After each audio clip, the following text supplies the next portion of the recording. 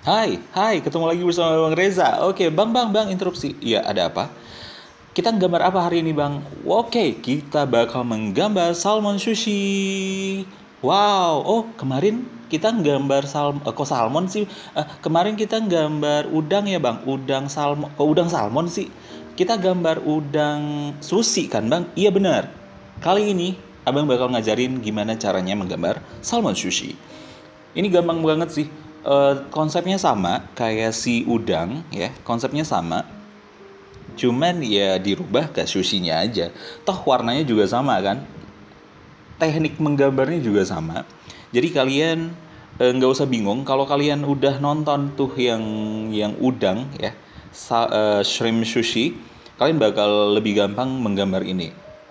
Sangat-sangat gampang. Buat yang baru datang, hai selamat datang, salaman dulu dong. Oke, salaman ya. Oke. Bang, ini abang ngapain? Ini abang gambar salmon sushi. Terus ini ngapain bang? Ya ini efek watercolor. Masih bingung? Iya bang, aku bingung.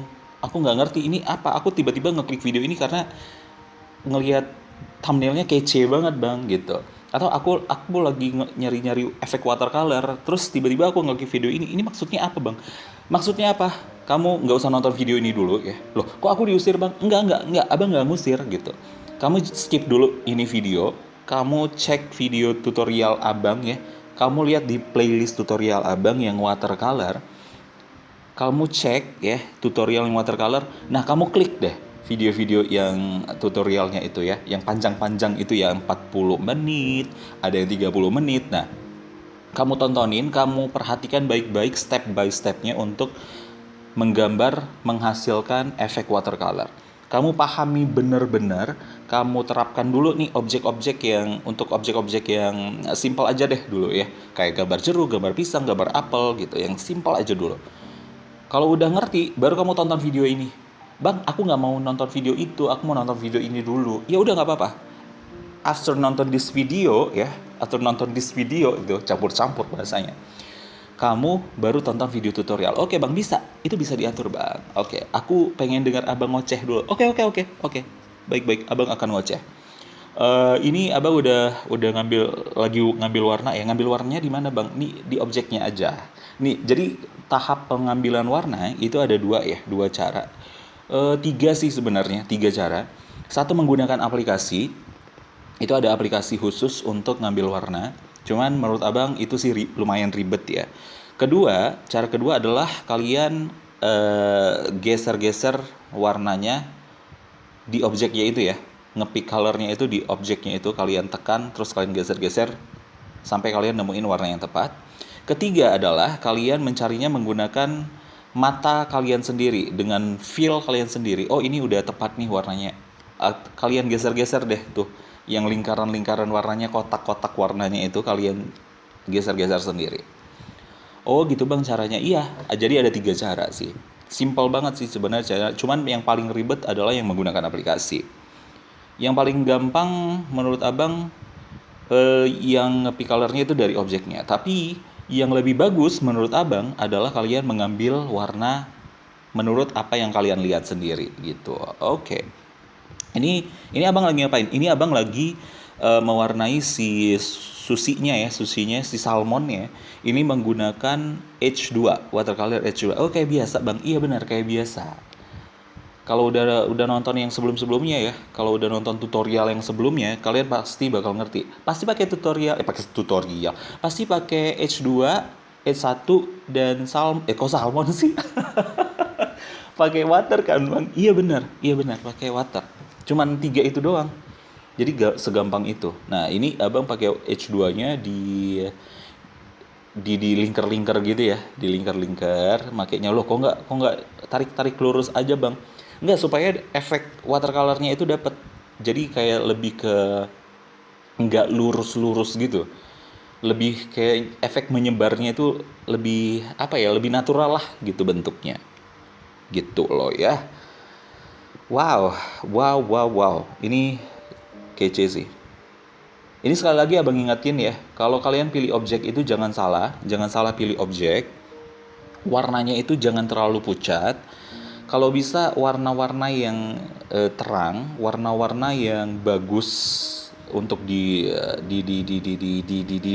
bang? Digambar ya. Terus warna-warna yang tone-nya itu pokoknya bagus lah ya.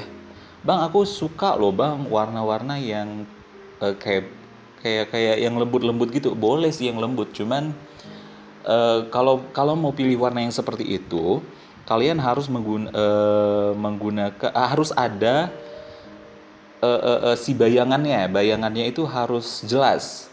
Jadi objeknya tidak flat. Kalau kalian mau menggunakan warna-warna tone yang agak sedikit apa ya istilahnya, apa ya? Smooth apa ya? Bukan smooth juga sih, lebih lembut ya. Iya smooth juga sih ya. Lebih warna-warna lembut. Karena kan nggak semua orang ya suka dengan warna-warna yang tegas, warna-warna yang gimana gitu.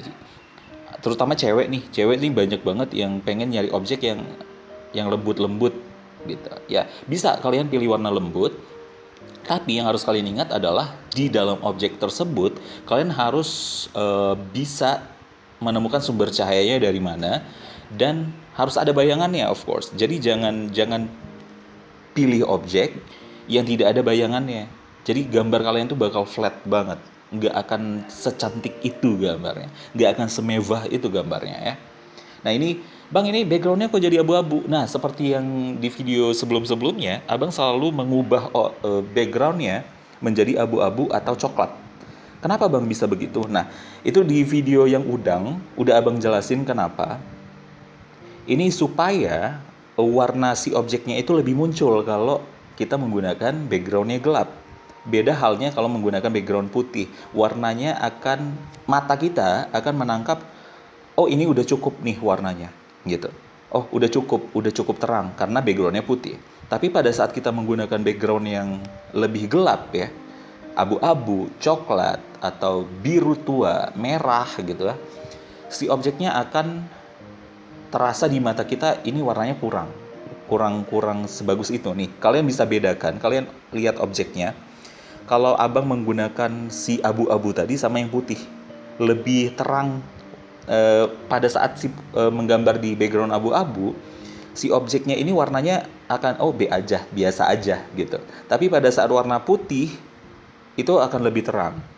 Nah itu makanya abang lebih suka untuk memenuhi warnanya ini ya, menggambar warna untuk ya memenuhi warnanya menggunakan si abu-abu, terus abang pindah bolak-balik ke putih abu-abu gitu. Tapi kalau di abu-abu efek warnanya ini efek watercolornya nggak akan kelihatan. Tergantung warna objeknya juga ya. Kalau misalnya kalian objeknya abu-abu, jangan pilih abu-abu lagi karena bakal nyaru entar. Bisa kalian pilih putih karena kan dia abu-abu kan. Nah, atau bisa pilih coklat.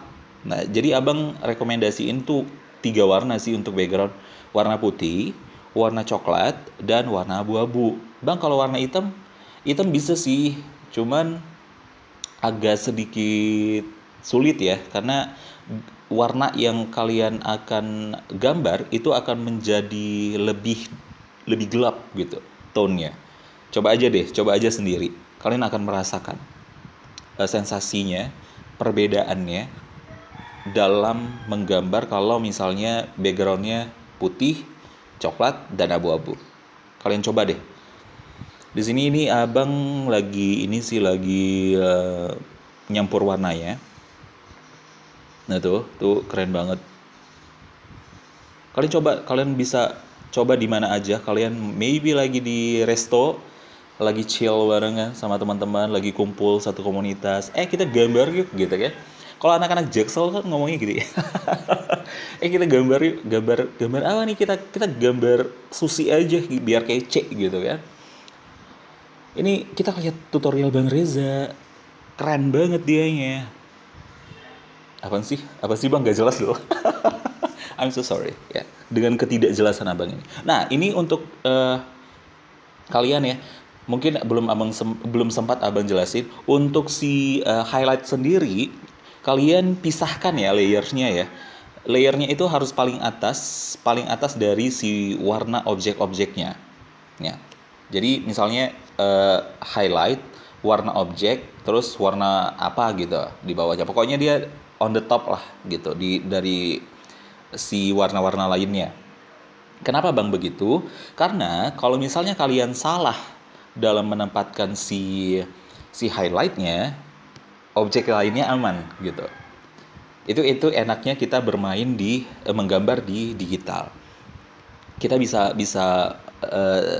punya trik lah gitu ya untuk mengamankan gambar kita. Jadi jangan salah ya, jangan sampai salah layer. Ini harus kalian perhatikan. Untuk si highlight sendiri, kalian harus letakin di layer tersendiri dan dia paling atas. Jadi kalau misalnya urutannya itu ya, layer paper yang linear burn itu, di bawahnya adalah sketchnya. Nah, di bawahnya itu baru highlight. Nah, itu yang harus diingat ya. Jangan sampai salah layer lagi ya. Jangan sampai salah layer lagi karena masih banyak banget nih Abang ketemuin kalian belum memperhatikan apa yang Abang arahin gitu di tutorial yang panjang itu. Si kertasnya masih banyak yang belum ngubah ke linear burn dan terus letaknya itu di paling bawah. Dan alhasil kalian merasa kok beda ya gitu, beda hasilnya ya.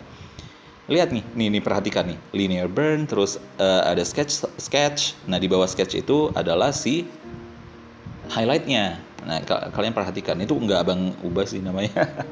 Nah ini udah masuk ke mau buat ininya lagi ya, buat nasinya di bawah.